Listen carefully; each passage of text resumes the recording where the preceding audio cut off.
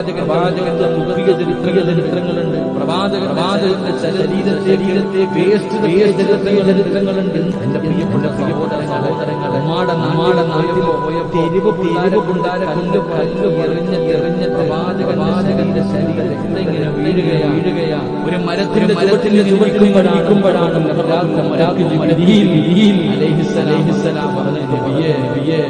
ഒരു വാക്കു പറയാൻ മുഴുവനും അങ്ങയുടെ ശരീരം ഏതെങ്കിലും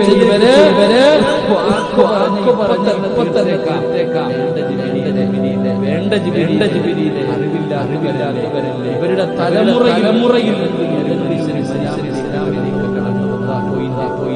ഇവരുടെ തലമുറയിൽ ഏതെങ്കിലും ഒരു ഇസ്ലാമിലെ വേണ്ട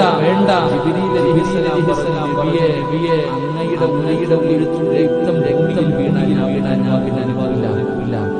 അങ്ങയുടെ ശരീരത്തിൽ നിന്ന് ഒരു തുള്ളി രക്തം ഭൂമിയിലെ അനുവാദം തുണിയുടെ